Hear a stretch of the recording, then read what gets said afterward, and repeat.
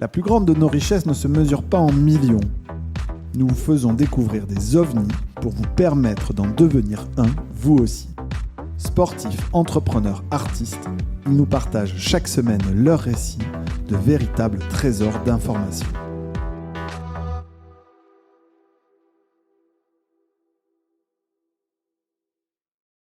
Nicolas, un grand merci de nous rejoindre sur cette session. On s'était parlé il y a un peu plus de 2 mois ou 3 mois lors d'un dîner et j'avais trouvé la discussion passionnante entre ton retour de ce que tu as vu aux États-Unis et ce que tu vas apporter du coup ici en Europe.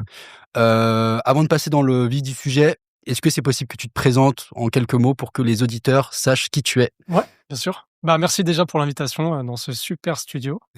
En quelques mots, moi j'ai une formation d'ingénieur en aéronautique et spatiale. J'ai étudié à Supaéro à Toulouse. J'ai fini mon cursus aux États-Unis, à Georgia Tech à Atlanta, où je me suis un peu plus spécialisé en data. À l'époque, on n'appelait pas ça encore de l'IA, on appelait ça du machine learning, de la data science. Et du coup, j'ai fait des projets un peu entre les deux, entre aéronautique et data. Je suis rentré à Paris. Je voulais rester à cette époque-là dans la data. Du coup, j'ai laissé un peu ma formation d'ingénieur entre guillemets. J'ai rejoint Voodoo, qui est un développeur d'applications à Paris, en France, où je gérais la partie data. J'ai appris énormément sur gestion de milliards de points de données, et à la fois aussi un peu sur la partie business, sur comment itérer rapidement et comment écouter ton client, etc. Et ça, j'essaye de l'appliquer aujourd'hui un peu en robotique. On reviendra peut-être dessus. Et après ça, après quelques années, je voulais revenir vers le côté ingénieur, le côté industriel. Du coup, je commençais à travailler sur pas mal de projets open source, surtout en robotique. Je participais à quelques compétitions. Et je voulais revenir aux États-Unis, plutôt côte ouest cette fois, par rapport à Atlanta, côte est. Et j'ai rejoint Zoox aux États-Unis, qui développe des voitures autonomes, des robots taxis. La plupart des gens connaissent Waymo, qui appartient à Google. Ouais. Zoox, c'est la même chose, ils appartiennent à Amazon, mais ils développent le même système. Eux, ils manufacturent aussi le véhicule. Donc j'ai rejoint Zoox dans la partie software, côté middleware. Et travaillé quelques années là-bas. Et là, je suis rentré en début de cette année 2026 à Paris pour lancer mon projet, développer mon projet. Et là, j'ai cofondé, je suis en train de lancer et cofonder l'UC Robotics. On développe des robots autonomes pour les infrastructures énergétiques. Et là, on travaille particulièrement avec les fermes solaires pour développer donc de la robotique dans ce secteur-là. Très cool. Du coup, tu es parti de Voodoo en 2020-2021 pour rejoindre Zoox 22, je crois, dans ces eaux-là, un truc comme ça. C'était pas encore l'époque où t'avais une grosse hype sur la robotique en termes de montant investi. J'ai l'impression que la hype sur la robotique, elle est quand même venue suite à la hype sur l'IA. Ouais. Est-ce que tu trouves que c'est justifié? Est-ce que les changements de paradigme techno que tu as pu avoir sur de l'IA, technologie LLM, ça justifie la hype qui a tout de suite découlé sur les boîtes de robotique? C'est vrai que tu as une grosse innovation. Donc en fait, d'où ça vient? Ouais, ça vient, je dirais, donc ces 2-3 dernières années, où en fait, on prend la technologie qui a été utilisée pour développer les LLM et on arrive à l'appliquer à la robotique pour faire donc ce qu'on appelle des VLA. On reviendra peut-être un peu dessus, mais Vision Language Action Model. En fait, ça te permet que ton robot s'adapte à son environnement et qu'il soit plus figé de manière stricte. La robotique, ça fait 20 ans, 40 ans qu'on en fait. Et ton robot, il déplace des trucs d'un point A à un point B. Mais si ton objet, il se déplace de 2 centimètres, ta robotique, elle fonctionne plus du tout. Et là, du coup, le paradigme un peu qui vient feeder un peu la hype, c'est ton robot, il peut comprendre son environnement. Et en fait, si tu déplaces ton objet, en fait, il comprend qu'il s'est déplacé et il arrive quand même à faire sa tâche. Donc, c'est vachement de développement au niveau de la manipulation. Parce que tu vois, tout ce qu'on parlait de Zoox, on parlait de Waymo juste avant, tout ce qui était partie navigation, la hype, elle était un petit peu il y a peut-être 10 ans. Après, ils ont fait leur développement technologique un peu caché de la hype. Et là, la hype est vachement plus sur la partie manipulation et sur la partie humanoïde aussi, qui découle un peu de la partie manipulation. Sachant que ce que pas mal de gens... peut-être preneur que tu reviennes sur les VLA, explique-nous un peu simplement ce que c'est, parce que on voit énormément de startups se monter autour de cette technologie. est-ce que donc, de ce qu'on comprend, ça justifie l'engouement que tu peux avoir sur des cas d'usage un petit peu plus simples que de l'humanoïde. Est-ce que tu penses que, après que tu aies expliqué ce qu'est que la technologie VLA, ce sera aussi de par ces technos que viendra le wow effect sur de l'humanoïde? Enfin, est-ce que tu verras est-ce qu'il y aura un humanoïde qui pliera notre linge dans notre maison grâce à la technologie VLA, ou est-ce que tu penses que ça viendra d'autres technologies? Ouais. Donc déjà, pour commencer, VLA, comme je le disais, Vision Language Action. Pour l'expliquer assez simplement, on a les LLM, Large Language Model, tout le monde connaît. Tu lui donnes du texte, il te sort du texte. Maintenant, tu peux aussi lui donner des images, il te sort des images, etc. Mais du coup, il produit du texte généralement. Pour la robotique, l'idée, c'est de faire la même chose, mais au lieu de produire du texte, il va produire des actions. Qu'est-ce que c'est qu'une action? Par exemple, tu prends un bras robotique. Un bras robotique, généralement, tu as 6 axes, tu as 6 moteurs. Et donc, en fait, qu'est-ce que c'est? C'est juste 6 angles de moteur. Et donc, ton modèle, il va prendre une image, imaginons un verre, tu vas lui dire « attrape le verre ». Et en fait, il va sortir une suite d'actions moteurs, donc une suite de ces 6 angles pour venir attraper le verre. Et du coup, ça, c'est vraiment le fonctionnement VLA. Et on réutilise un peu les technologies de LLM, c'est-à-dire qu'on vient utiliser des modèles qui ont été entraînés pour des LLM, donc c'est-à-dire ton modèle qui comprend ce que c'est un verre et qui arrive à te dire bah, ça, c'est un verre. Alors, on réutilise le même pour le VLA et on vient juste changer ce qu'on appelle la tête du modèle. Et au lieu de sortir du texte, on va sortir des actions. Donc ça, c'est entre guillemets un des plus gros changements dans ces 2 dernières années. Et ça permet, comme je disais, du coup, d'avoir ton robot qui s'adapte un peu plus à son environnement, qui est capable d'attraper un verre, qui est capable d'attraper une tasse, qui est capable d'attraper une télécommande. Parce qu'avant, comment on faisait ça? Ben, on devait coder, OK, si je veux attraper une tasse, en fait, il faut que j'aille attraper par la anse. En fait, si ma tasse, elle est tournée, c'est chiant, du coup, il faut d'abord que je détecte la anse, etc., etc. Et du coup, ça permet vraiment d'avoir un robot qui s'adapte à son environnement. Tu as aussi toute la partie, et ça c'est vachement important pour les humanoïdes, toute la partie apprentissage en simulation. On appelle l'apprentissage par renforcement, reinforcement learning. C'est ce qui permet à ton robot humanoïde de se déplacer, donc de marcher sur 2 jambes. Donc ça, c'est des robots qui vont pas, c'est des modèles qui vont pas apprendre avec de la donnée que tu collectes dans la vraie vie. Ils vont être entraînés en simulation et c'est ce qui leur permet de se déplacer, en fait. Donc ça aussi, ça existait déjà avant, parce que tu n'avais pas besoin de cette architecture VLA, Transformer, etc. Il y a eu beaucoup d'avancées dans ces dernières années. Puis après, tu as plein d'autres choses. En fait, tu as aussi le prix du hardware qui a baissé, le prix du compute qui a baissé. Et tout ça est arrivé au même moment ces trois dernières années, qui fait que tu as eu beaucoup d'émergence de robotique ces dernières années. Toutes les boîtes qu'on connaît aujourd'hui, donc Physical Intelligence, Skilled, Figure, même Tesla, ils sont sur cette architecture-là ou ils ont pris des paris différents? Enfin, est-ce que tu as déjà un consensus sur l'architecture à utiliser? Sinon, pourquoi? Enfin, c'est quoi la limite de VLA?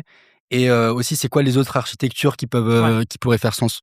Bah, Physical Intelligence et Skilled, du coup, ces deux-là, ils ont en commun le fait qu'ils travaillent moins sur le hardware, mais plus sur la partie modèle. Et ils ont complètement cette architecture-là, hein. Physical Intelligence, c'est d'ailleurs, entre guillemets, les plus connus. Ils développent des VLA, PO5, PO7, que tu peux utiliser. Donc, c'est cette architecture-là. Skilled aussi. Pour ce qui est de Tesla et Figure, on ne sait pas trop exactement quelle architecture de modèle ils utilisent, mais pour Tesla, en fait, ils réutilisent un peu les mêmes modèles que ce qui sont utilisés dans les voitures. Et donc, c'est des modèles qu'on appelle end-to-end, dans le sens où c'est ton modèle, il prend en entrée ton image, et il va directement te sortir ton action. Et du coup, c'est un petit peu la même idée, c'est-à-dire que je viens pas, moi, en tant que développeur, coder des parties intermédiaires de mon modèle. Par exemple, tu pourrais te dire, ce qu'on faisait avant d'ailleurs, si je dois attraper le verre, un abord, je calcule la distance que j'ai par rapport à ce verre-là. Ensuite, je mesure la taille du verre. Et ensuite, du coup, je déplace mon bras pour qu'il aille jusqu'au verre et je ferme ma pince. Donc ça, c'est la manière qu'on faisait ces 10 dernières années. Et ça scale pas parce qu'à chaque fois que tu as un nouvel objet, ben, tu dois recoder, tu as des cas particuliers qui fonctionnent pas. Et du coup, le changement de paradigme, c'est de se dire, je me repose plus sur ces heuristiques humaines et je fais confiance au modèle pour qu'il fasse tout de bout en bout. C'est pour ça Ok. qu'on appelle ça end-to-end modèle, parce que du coup, je donne juste de la donnée à mon modèle et je le laisse se débrouiller pour qu'à la fin, il me sorte des actions. J'essaye pas de venir coder des choses à l'intermédiaire. Hmm. Sachant que les LLM, ils avaient Internet Ouais. en termes de données d'entrée. Enfin, les robots, qu'est-ce qu'ils ont? Ouais, ça, c'est un des plus gros problèmes du secteur. Les LLM, donc ouais, comme tu dis, ils ont été entraînés sur des milliards et des milliards de mots. On Mhm. a des dizaines d'années d'internet, des milliers d'années de livres écrits, d'écriture, etc. Je crois qu'il y a une étude qui montrait qu'on a une différence, un ratio de à peu près 1 million entre la donnée qu'ont les LLM et la donnée que les robots ont pour s'entraîner. Et en robotique, tu as à peu près 3 façons dont tu peux entraîner ton robot. Donc la première, c'est par imitation. C'est-à-dire, tu viens téléopérer ton robot. Donc, tu peux le faire avec des robots humanoïdes, avec des bras robotiques.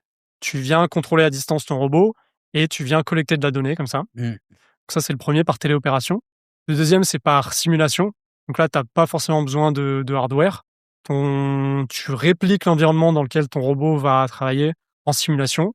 Et ensuite, tu peux faire tourner en parallèle des actions pour qu'il s'entraîne. Ça, c'est énormément fait, par exemple, pour tout ce qui est locomotion, pour tous les robots qui dansent, etc. Généralement, ça s'est fait en simulation et tu peux avoir des résultats assez rapidement et assez efficaces. Euh, et du coup, ces deux façons-là, par téléopération, par simulation, c'est les deux principaux. Le troisième, je sais plus ce que je voulais dire. Mais T'as pas des peut-être que ça rentre dans le par simulation du coup, mais on a vu pas mal de startups qui engagent des freelances un petit peu partout dans le monde ouais, pour aller collecter de la donnée via de la vidéo. ouais. Mais je sais pas si c'est vraiment par simulation parce que j'ai l'impression que parfois c'est pas forcément en montrant le robot faire. Enfin, parfois ils Ouais. vont juste montrer un humain le faire Ouais, et voilà, bah, c'est ça le dernier que je voulais dire, c'était aussi par vidéo, donc c'est-à-dire OK. se dire: «Est-ce que je peux Sur utiliser» YouTube, voilà, par exemple. exactement. Ouais, «Est-ce que je ouais. peux utiliser toutes les vidéos YouTube que j'ai d'humains qui performent des tâches?» Et donc ça, le désavantage de ça par rapport à la téléopération, c'est que tu as pas la donnée propre de ton robot. C'est-à-dire, j'ai pas, la sensation de force, j'ai pas OK. la sensation des moteurs. J'ai juste une vidéo et j'essaye de venir, coupler la donnée de mon robot dessus pour, l'utiliser pour l'entraînement. Et du coup, tu as 2 éléments. Tu as le 1er, c'est que là, on parle vraiment de la vision humanoïde. Je pense que c'est différent Ouais, les autres visions. On a une quantité de données moindre pour entraîner les robots que, les LLM et on a aussi, les robots humanoïdes ont besoin d'une quantité monstrueusement plus importante que les LLM pour fonctionner, je pense ouais. aussi et donc, preneur de savoir comment on parlait des architectures, donc tu VLA, c'est quoi les autres, architectures qui sont discutées en ce moment, qui pourraient pallier à ce Mmh. problème de données? Parce que je pense que le VLA, ça reste un problème de données. Est-ce que tu as d'autres architectures en tête qui pourraient justement, bypasser ce problème? Bah, celle dont on parle énormément en ce moment, c'est le world model. Mmh. Et en France, on est assez bien placé, enfin, on est aussi au centre de l'attention là-dessus avec, grâce à Yann Lequin qui développe, son labo, à Paris. Et donc world model, certains le pensent comme un avantage justement par rapport à cette quantité de données, parce qu'on pense que tu peux beaucoup plus utiliser toute cette donnée de vidéo, toute cette Mmh. donnée YouTube. Donc la différence world model VLA, comme je disais, VLA, tu as une image, tu vas prédire la suite de mouvements pour, réaliser l'action. World model, l'idée, c'est un petit peu de ton modèle, ton robot, il prédise plein d'actions, Mmh. qu'il rêve entre guillemets, qu'il imagine entre guillemets, plein d'actions et qui se disent: «OK, si je fais ça, il se passe ça, si je fais ça, il se passe ça, si je fais ça, il se passe ça». Parmi toute cette suite d'actions, je viens chercher celle qui fait ce que je veux faire en fait, OK. qui fait pas tomber le verre, qui balance pas le verre contre le mur, mais qui fait que j'attrape le verre. Donc tu prédis limite l'avenir? Voilà, Enfin, c'est ça. ouais, OK. Et du coup, avec cette approche-là, beaucoup de gens pensent qu'on peut beaucoup plus utiliser la donnée de vidéo parce qu'en fait, sans avoir la donnée de moteur, et cetera, parce qu'en fait, avec ces données de vidéo, tu l'utilises justement. Une vidéo, c'est quoi? C'est une suite d'événements, c'est une suite Mmh. d'actions et donc tu peux utiliser cette donnée-là pour entraîner, ton modèle. OK. Donc l'approche world model, beaucoup la pensent comme une solution peut-être à ce manque de données, Mmh. OK. et qui peut être intéressante. Mais, après, c'est comme et ça, je reboucle un petit peu avec la conduite autonome. Le gros problème de toutes ces approches-là, ça reste en fait ce qu'on appelle en anglais la long tail. C'est-à-dire les 1% des cas qui font que tu vas galérer. Genre aujourd'hui, les VLA, mettons qu'ils ont 90% de réussite. Et encore, c'est assez optimistique. C'est assez optimiste. 90%, ça suffit pas en fait. Imagine, t'as une chaîne d'assemblage. Si tu te plantes 10 fois sur 100, ton client, il va jamais vouloir garder son robot sur sa chaîne d'assemblage, tu vois. Ou alors, Ouais. ça dépend. Il faut trouver le bon marché où tu puisses le faire. Et en conduite autonome, c'était un peu pareil. La raison pour laquelle ils ont galéré pendant 10-20 ans, c'est que tu peux pas te permettre d'avoir un véhicule qui est efficace qu'à 99%. Même 99,9%, ça veut dire que tu loupes un virage sur 1000, tu vois. Tu peux pas te Ouais. permettre de louper un virage sur 1000. Et du coup, c'est un peu la même idée. Quand tu es dans le monde physique, tu peux pas te permettre de pas être à 99,9999% efficace, quoi. Et ça, le dernier pourcent de fiabilité pour les voitures autonomes, parce qu'aujourd'hui, c'est intéressant, les voitures autonomes, c'est un cas d'usage qui commence à être déployé. Enfin, Ouais. tu vois, à San Francisco, c'est bon, quoi. Mmh mh, mmh. Les gens l'utilisent quotidiennement. C'était quoi concrètement ce qui a fait qu'on est arrivé à passer ce palier? Est-ce que c'était uniquement du temps, donc du temps de collecte de données? Est-ce que c'était une avancée tech qui arrivait dans les dernières années? Enfin, comment ça s'est fait? Ouais, c'est un peu un mélange de plusieurs choses. Déjà, d'où il vient ce 1%? C'est parce que tu es autour d'humains. Mmh. Donc quand tu as un véhicule autonome, tu transportes des humains et tu les transportes autour d'humains. Et du coup, l'humain est vraiment un facteur imprévisible et tu dois gérer, vraiment sur la route. En fait, on s'en rend pas compte, mais on voit des trucs, incroyables. Et surtout quand tu es une boîte comme Waymo ou Zoox, tu déploies des milliers de véhicules qui tournent tous les jours. Tu as forcément un moment où tu vas avoir un truc totalement imprévu que tu auras jamais pu avoir dans ton dataset d'entraînement ou dans ta simulation.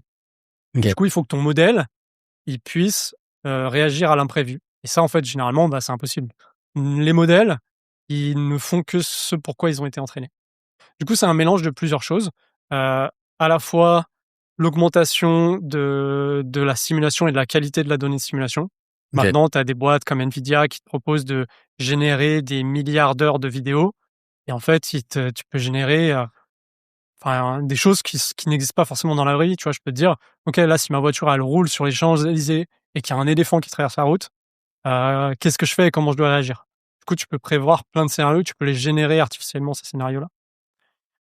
Et tu as aussi un peu le changement de modèle, même en navigation autonome, où tu passes encore une fois de ces heuristiques humaines et en fait, où manuellement tu codes: «OK, là, j'ai ma voiture à l'arrêt, j'ai un véhicule qui arrive par la droite, je dois lui laisser la priorité parce Mmh. que c'est priorité à droite», à juste je collecte de la donnée et je laisse mon modèle comprendre qu'est-ce que c'est la priorité à droite et comment ça fonctionne.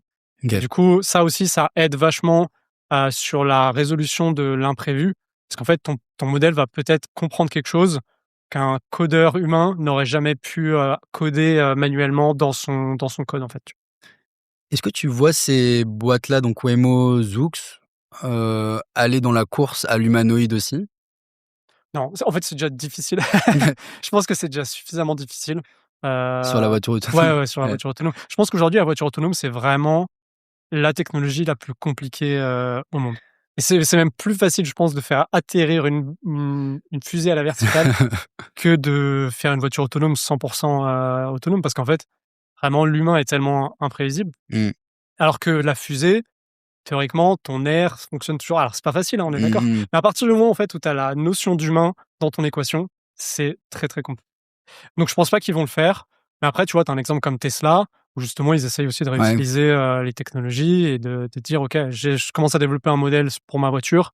Est-ce que je peux pas réutiliser l'architecture et le modèle pour, mon humanoïde?» OK. C'est, parce que pour toi, la voiture autonome, on est encore loin.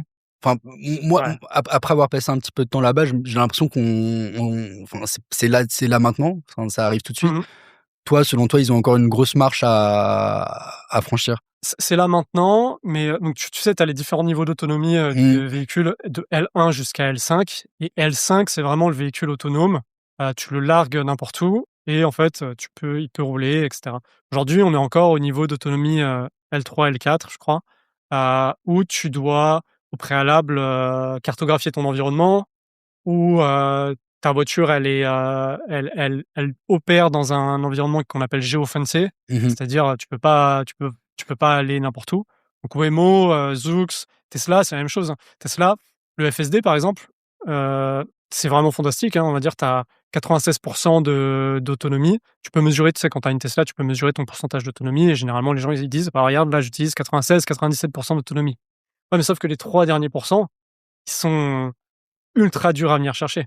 Aujourd'hui, ça fonctionne parce que derrière le volant, tu as un humain qui va venir récupérer au cas où tu as un problème. Ouais. Mais du coup, entre avoir un FSD qui est à 96-97% et avoir un véhicule sans chauffeur et qui fait moins d'accidents qu'un humain, et idéalement, tu veux qu'il en fasse 10 fois moins parce que sinon, c'est pas utile. Bah, tu as encore une énorme marge. Donc, entre aujourd'hui, les véhicules qu'on a L3, L4 et un L5 100% autonome, sans cartographie, sans géofence, on est encore à pas mal d'années. Je pense que c'est là aussi où des développeurs de modèles type Yann Lequin, et cetera, disent, bah, en fait, avec une nouvelle architecture d'intelligence, on va venir chercher, il faut changer de modèle d'intelligence, en fait, pour venir chercher cette autonomie, tu vois? Justement sur, donc OK, Amy Labs a levé 1 milliard, c'est bien. Hem, en vrai, c'est ceux qui ont les modèles, et le capital, c'est les Américains. Ceux qui sont extrêmement bons en hardware, c'est plutôt les Chinois et ils ont aussi des modèles, en fait, ils font pas que du hardware. Il reste quoi à l'Europe pour toi? Enfin, toutes les boîtes qu'on a citées là, il y en a pas encore une d'européenne. Mais on pourrait. Ouais, et comment tu vois l'Europe évoluer dans la robotique, et c'est quoi notre avantage? Enfin, en plus tu as fait pas mal de hackathons, enfin tu es très proche de l'écosystème ici. C'est quoi ta vision sur ce qu'on peut faire ici? Non, moi, je crois beaucoup vraiment à la place de l'Europe en robotique. D'ailleurs, on fait donc justement des événements à Paris qui s'appellent Paris Hardware Meetup. Mais on en reparlera peut-être un peu. Mais donc ouais, la réponse commune, c'est comme tu dis, les États-Unis ont le capital et ils ont aussi des modèles.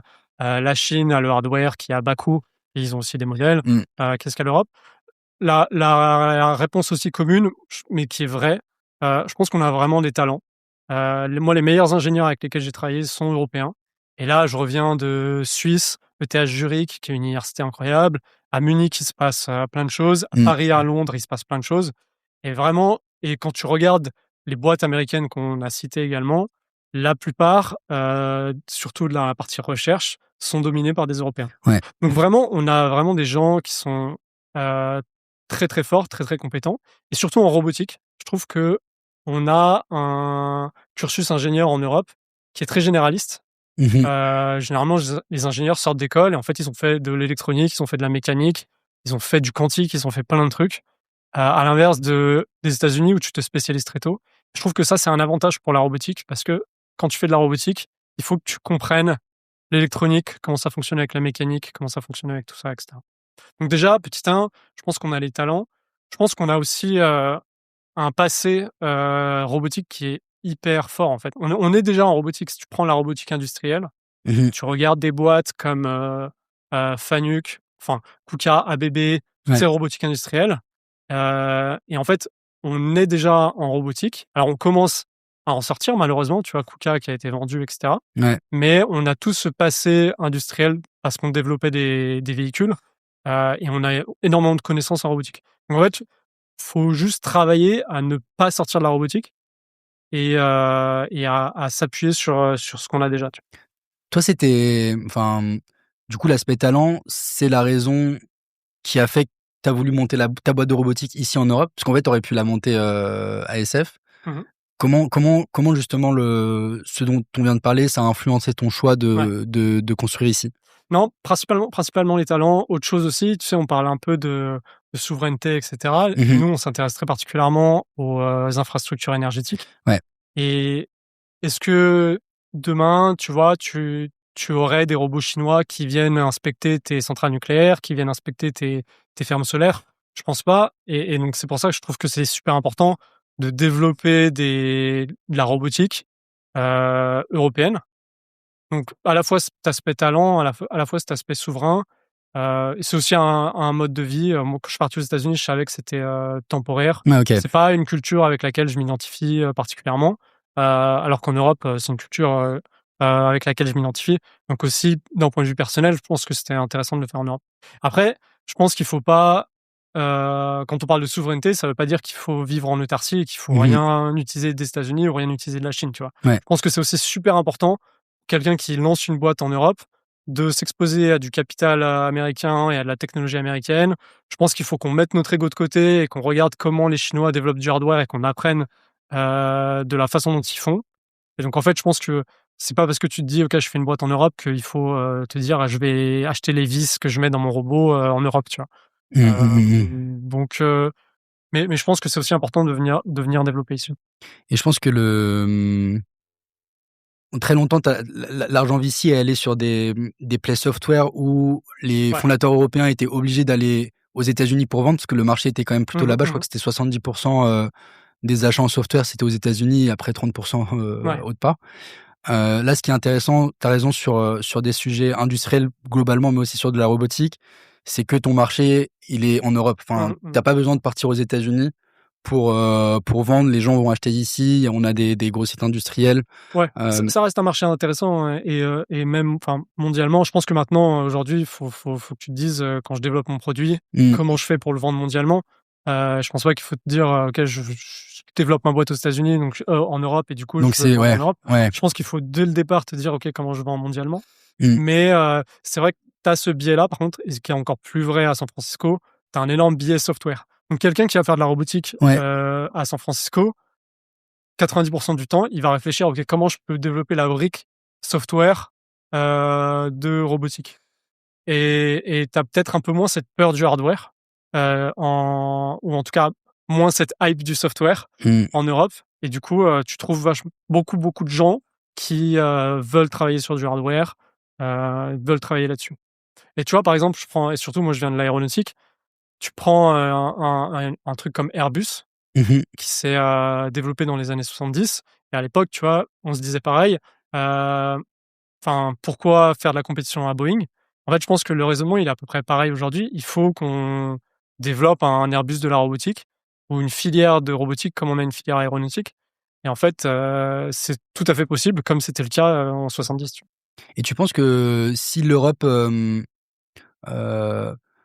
n'arrive pas à faire émerger des champions robotiques, qu'est-ce que ça veut dire? Est-ce que c'est grave si à horizon 10-15 ans, les boîtes qui fonctionnent et qui sont utilisées partout dans le monde, c'est des technologies qui sont pas européennes et qui sont américaines ou chinoises? C'est quel type de dépendance qui en découle? C'est le même raisonnement qu'avec l'AI, c'est-à-dire que tu te dis, c'est un outil. C'est sûr que le futur sera robotique et la question c'est, est-ce qu'on veut utiliser des outils développés en Europe ou est-ce qu'on veut utiliser des outils développés aux États-Unis ou en Chine? Et c'est le même raisonnement qu'avec l'IA, c'est-à-dire tu sais que dans quelques années l'IA sera partout et elle est déjà partout.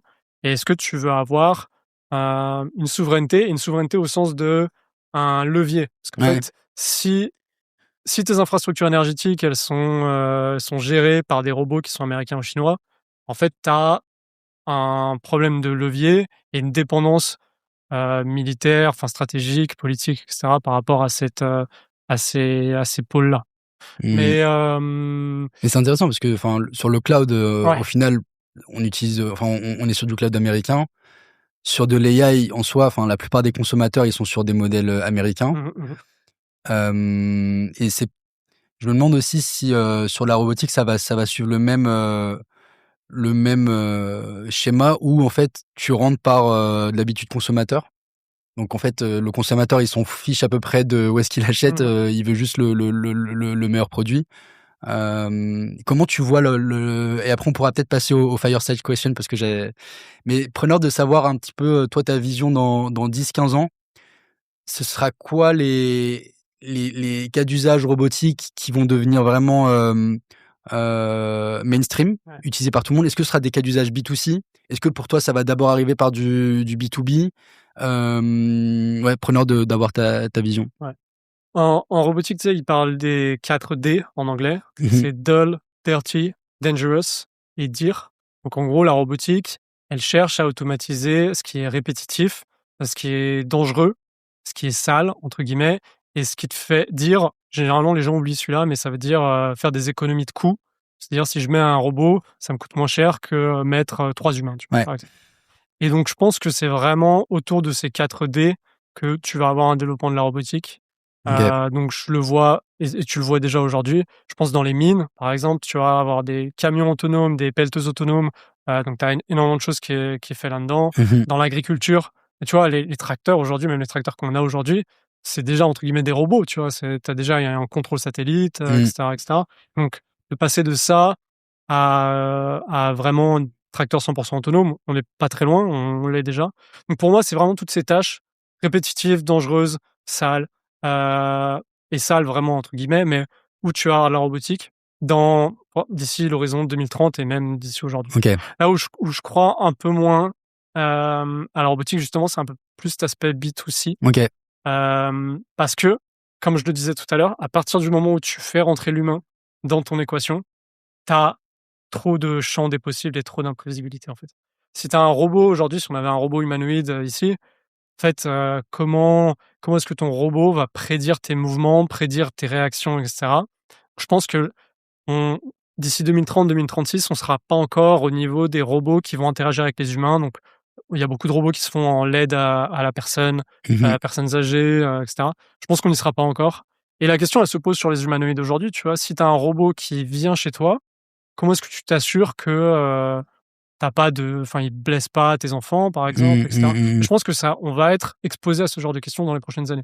Parce que là, tu as déjà des robots humanoïdes, dans la maison de particuliers et on va devoir, se poser la question, quand il y aura un accident, il y en aura, mais c'est pas grave, tu vois? Ça fait partie du secteur. Comment est-ce que tu gères ça et comment est-ce que tu contrôles un peu ça aussi? Et on n'est pas capable de donner un horizon de temps entre parce que tu en as déjà, mais c'est plutôt des Ouais, démos, j'ai l'impression. Entre ouais. les démos et vraiment, Pour moi, quand c'est ouais, c'est comme la voiture autonome ouais. où, je crois que la 1re ils ont commencé la compétition DARPA qui a lancé un peu toute la voiture, autonome, c'était en Mmh. 2005 et donc c'était il y a 21 ans. Je crois que la première démo de Waymo, tu avais déjà des démos en 2010, hein, tu vois? Tu trouvais déjà Ouais, des trucs et cetera. Donc en fait, c'est si dingue. tu regardes l'horizon de temps, tu as 15 ans et parce qu'en fait, ça suffit pas d'avoir un modèle comme aujourd'hui des VLA, des world models. À partir du moment où tu travailles avec l'humain, il faut que tu prennes ton modèle, tu l'encapsules dans plein de choses, plein de systèmes de sécurité, plein de systèmes de Mmh. redondance. Tu vois? Les Waymo aujourd'hui, elles sont limitées sur, l'autoroute. Parce qu'en fait, à Ouais, partir du c'est moment où tu te que déplaces à 110, 120, 130 km/h, il faut plus que tu aies un lidar, il faut que tu en aies 2. Il faut plus que tu aies une batterie, il faut que tu en aies 2. En fait, tous ces systèmes de redondance, je pense qu'ils vont être si tu veux des robots humanoïdes qui interagissent avec des humains, il va falloir les développer et les mettre en place. Si tu as des robots humanoïdes qui travaillent dans une mine, c'est pas très grave, tu vois? Si tu fais tomber, ton marteau, 1 fois sur 100, bah, mmh, mmh, mmh. c'est pas très grave. Ouais, donc en gros, enfin, il faut aussi qu'on soit dans des États qui réfléchissent à 15-20 ans. C'est quelque chose que sont capables de faire les Ouais, États-Unis et la Chine. Est-ce que nous, en Europe, on est capable de rater ouais. année à année pendant 20 ans et de déployer du capital, en conséquence?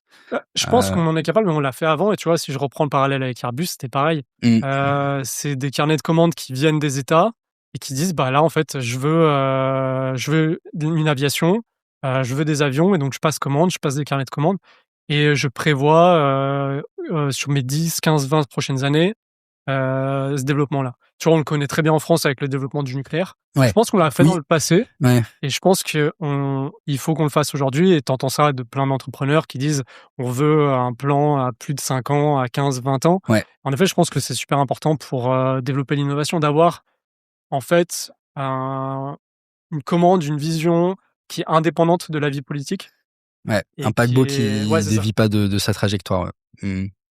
Mmh. Écoute, j'ai préparé du coup 5-6 questions, et l'idée c'est juste de te les poser. Tu réponds en un mot et après t'expliques quand même un petit peu. OK. Je pense que tu te souviens pas des questions, donc comme ça va être Non, vraiment naturel. La première question, c'est quoi la boîte et j'imagine que t'as donc cette première question, j'ai fait parce que j'imagine que dans ta recherche de ouais. projet, tu as dû regarder plein de boîtes et t'intéresser à plein de technos. Pour toi, c'est quoi la boîte robotique la plus sous-estimée, du moment? Sous-estimé, j'en ai une que je connaissais pas alors que je travaillais dans le milieu. Lumet Robotics. Ok. Ils font des véhicules autonomes au Brésil.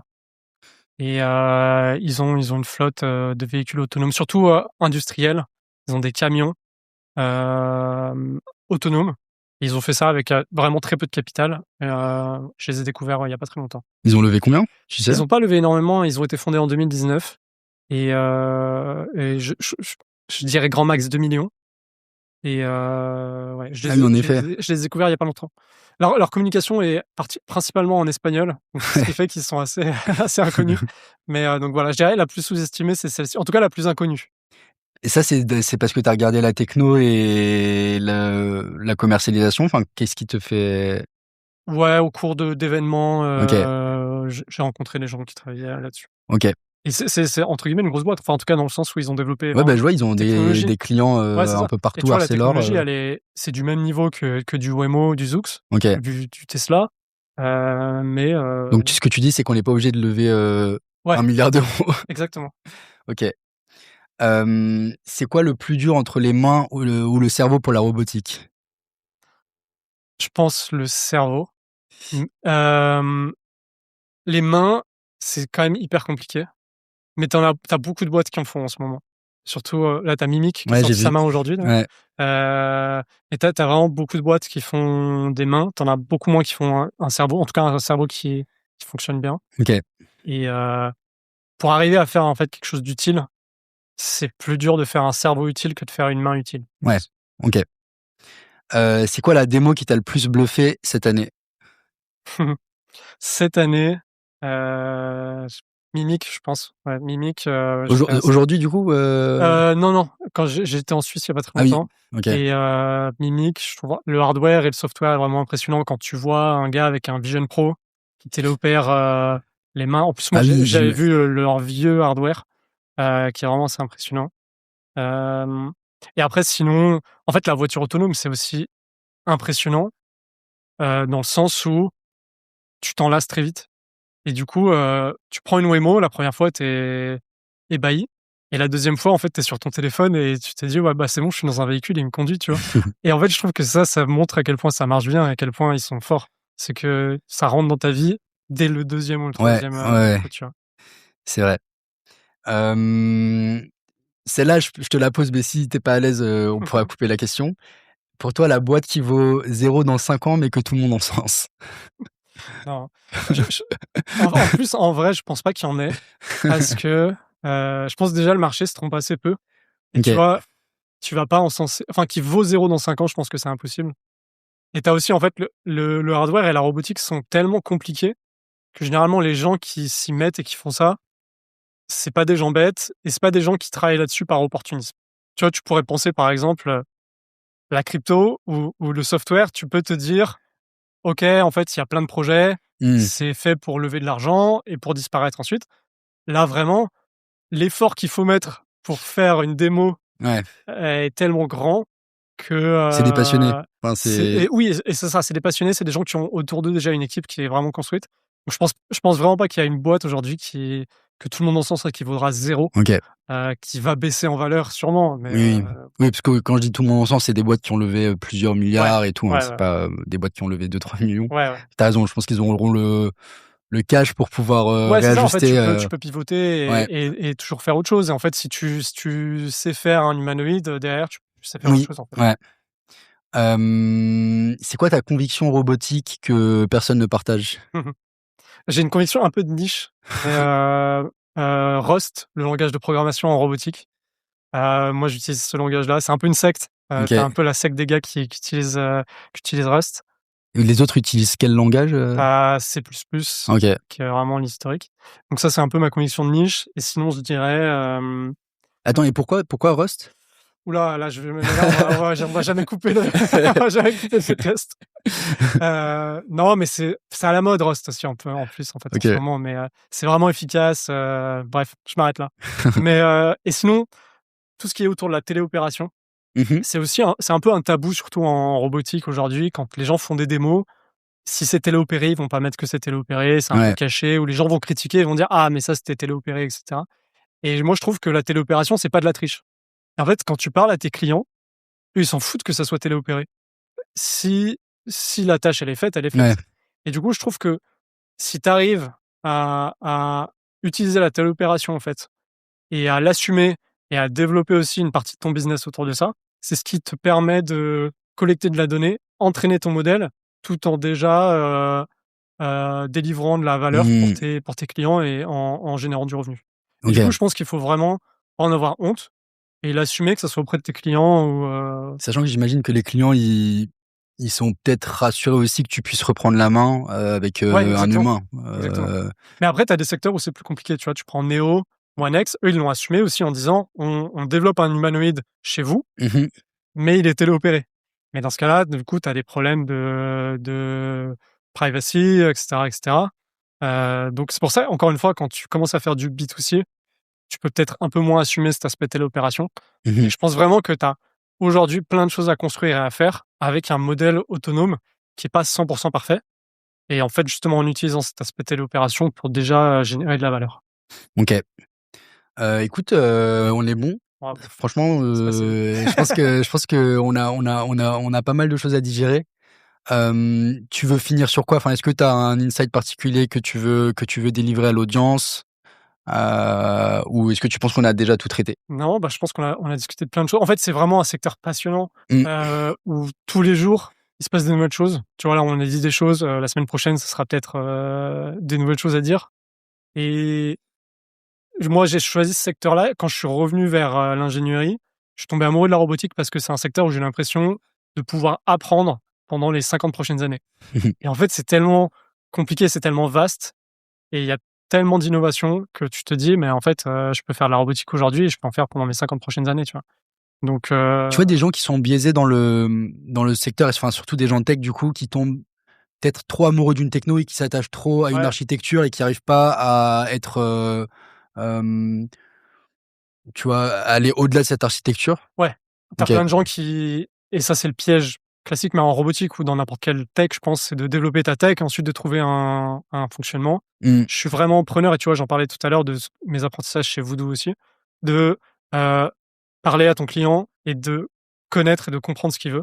Là, moi, j'ai passé les derniers mois à discuter avec des gens, à leur dire, OK, raconte-moi ta journée, qu'est-ce que tu fais? À me rendre sur site, à regarder ce qu'ils font et de comprendre, en fait, où sont tes problèmes et où sont les blocages. Et la raison pour laquelle on est parti dans les infrastructures énergétiques aujourd'hui, dans les fermes solaires, parce que c'était les discussions qu'on avait avec les gens. Ils étaient, là, on a tel problème, tel problème, tel problème. Si vous avez des solutions, venez la semaine prochaine, venez sur site, en fait. Et du coup, il faut vraiment se forcer à ne pas développer un truc pendant quelques mois. Et c'est hyper compliqué quand t'as cet esprit de construction et que t'as envie de construire quelque chose. Et quand t'es amoureux de la tech, il faut vraiment se dire, non, là, je fais rien. Et j'essaie juste de discuter avec des gens pour comprendre les problèmes. Donc c'est intéressant parce que je trouve que c'est une pratique qui est très un peu YC, et YC historiquement c'est quand même des boîtes de logiciels, donc va parler d'abord à tes clients. Exactement. Pour la robotique, la plupart des analogies c'est du coup des boîtes deep tech où c'était très on développe la techno et après on va parler aux gens. Toi tu dis il faut plutôt aller sur la montre à YC, même si c'est du software et que nous c'est du hardware. En fait, je pense que c'était impossible avant parce que la robotique coûtait tellement cher que généralement les boîtes de robotique qui se lançaient, c'était des doctorants qui avaient passé 2-3 années déjà à développer leur système. Donc en fait, tu prends ce système-là, ensuite tu le développes encore plus, ensuite tu trouves ton marché et si tu as de la chance, tu as un marché. Je pense qu'aujourd'hui, avec les baisses du prix du hardware, avec la baisse du prix de génération de software, tu peux te permettre de développer un prototype qui est vraiment à bas coût. Discuter avec tes clients, venir avec ton prototype le plus rapidement possible, casser le plus de prototypes que tu peux et essayer de comprendre, là, en fait, ce prototype que j'ai développé pour quelques milliers d'euros, est-ce qu'il résout votre problème? Est-ce qu'il y a une équation économique qui est viable? Et en fait, itérer comme ça. Et je pense que c'était impossible, ou en tout cas très compliqué à faire avant. Mais maintenant, tu peux le faire. Ok. Écoute, je pense qu'on peut se quitter sur ça. Un grand merci Nicolas pour ton temps et tout ton partage. Et puis on te souhaite un bon courage pour ta nouvelle aventure. Ça va être magnifique. On l'espère. Des belles choses à venir. Merci beaucoup. Salut. Merci. Salut.